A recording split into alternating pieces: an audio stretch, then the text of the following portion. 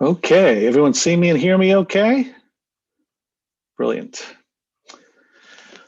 Well, hi, everybody. Today it's our conversation in our nonverbal class about personal space. Now, before I even jump in, I want you to take a look at that photo and remember spring break, remember a trip overseas. Do you remember this? This was real. It seems impossible right now in a time where everybody is the greatest of all time right now, and everything that's happening right now is what's happened always. And that's not really the case. We're just a year and a half ago, this was Fort Lauderdale. So it's just something to keep in your mind that where we've been and where we are, and can we get back there? So let's jump in. So our objectives today, I want you to be able to describe and identify examples of Hall's four zones of personal space, otherwise known as proxemics. I also want you to be able to discuss the impact of proxemics in society. And lastly, I want to hear from you about how personal space and using that nonverbal strategy will influence yourself in a post-COVID world, which is actually right around the corner. So our guiding question today, and we'll ask you to talk about that towards the end of the class, is will you go back to how things were? What if someone extends their hand to you or steps in for a hug? Think about that. For someone like me who, I guess, if you've ever taken a class on love languages, what was your love language? Is it physical touch? And for me, I'm more of a physical touch guy. I love hugs, I love handshakes, and I'll talk a little bit about why. And can we go back to where that was? And something I want you to think about. I'm interested to hear what you have to say here in a few minutes. But first, let me take you back. Let me rewind a little bit and tell you where I was before I was an educator. Before I was an educator, I was a Hollywood executive in the film business. It was my first dream gig when I got out of college. I wanted to be in the movie business. I was very lucky, very fortunate. I get that, to have done it for quite a long time.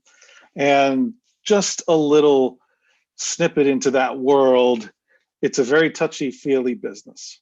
It has been for a long time. And in fact, sometimes to the detriment of that world, it's gotten a lot of people in trouble. And we've heard a lot about that in the last couple of years. But even with the folks that were acting inappropriately, it's just a very small knit community with a lot of love and affection that happened between people.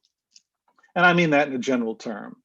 So I was not an actor or anything silly or director like that. I was on the business side of the business. So I was making sure projects happened, people got together, and things got started and things got finished. So that was my role. So how did I do business back then? Well, a lot of the business happened after hours in bars. It was, granted, Daniel Craig did it a lot slicker than I ever did, but doing it in bars late night with a few drinks was where business happened. It wasn't happening in the office. A lot of it happened in that upper right-hand corner. That is actually a very busy trade show floor in Las Vegas, where you are surrounded by many people. You're pressing the flesh with all sorts of folks, a lot of handshakes, a lot of hugs, a lot of close personal contact. And then it might seem cliche, but it's for a reason, because it's true. A lot of that happened on the golf course too. And so I never really remembered how well I played on the course. The question always was, what deals were I able to make on the golf course? So the alternate places of how business was done always was unique, but it was usually that personal attention and a lot of physicality and close-knit quarters were a big part of that conversation as well. So what is the strategy of nonverbal communication? What is personal space? How can that be used as a strategy? But first, the question I have to ask is, did you watch the pre-class videos? Okay, I have one. Thanks, Shayla. Zach, you're laughing with that, oh no, I didn't really do it laugh. Dr. C, you're good. Zach, I'm waiting. Come on, give me a thumb. Oh, okay, that's enough. Maddie, talk to me. Oh my goodness. I have 50% success rate.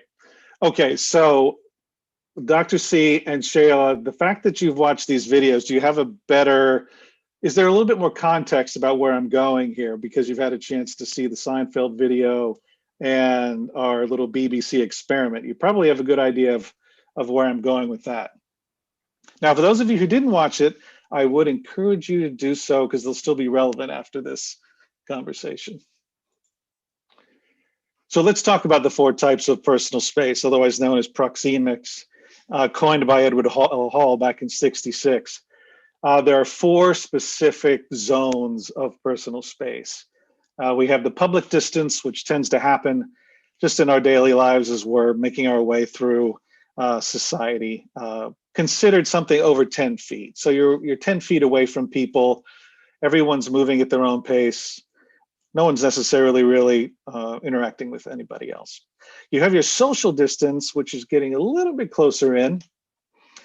And that is the magical 6 foot distance between people that everybody likes to talk about. Are you online in Starbucks? Are you sitting next to someone at a movie theater? It's not personal, but you're not far away.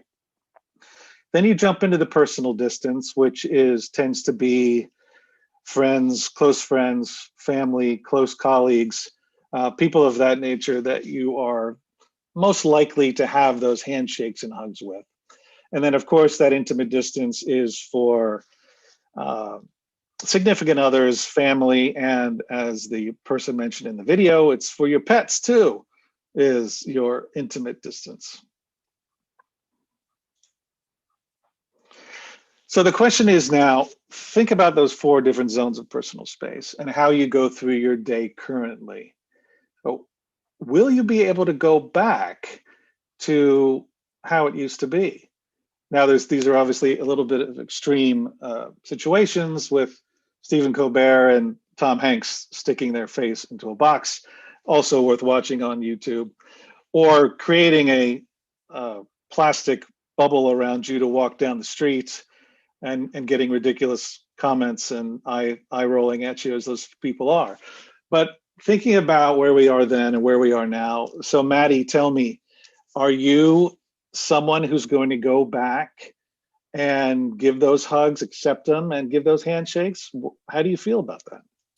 I definitely give hugs to people I love a lot. I am very touchy-feely in that sense, but I don't like being in large crowds or in crowded public places. So I've been okay in this time, but I'll definitely keep, I'll be giving those hugs and shaking hands. And I like often hug people that I just meet too, that I just think it's nice, But all right, so the question is, when we meet at our immersion class sometime down the road and we see each other face to face for the first time.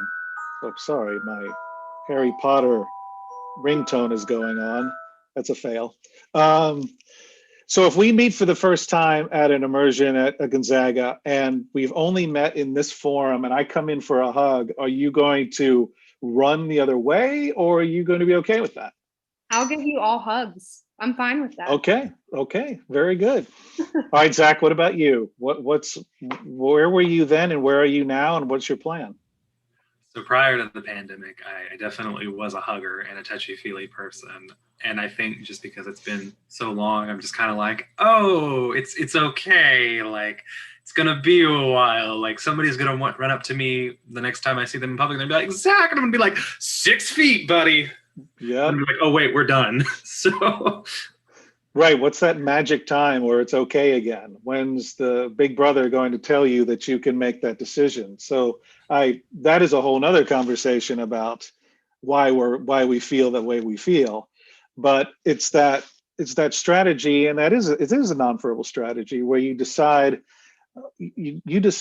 giving yourself that ability to open up your personal space or not to do so. You really tell a lot of the story by just how close you stand to somebody else. I won't call anybody else out though. I appreciate Maddie and you, Zach, you playing along with me for this very short part of a longer lesson. So thanks everybody.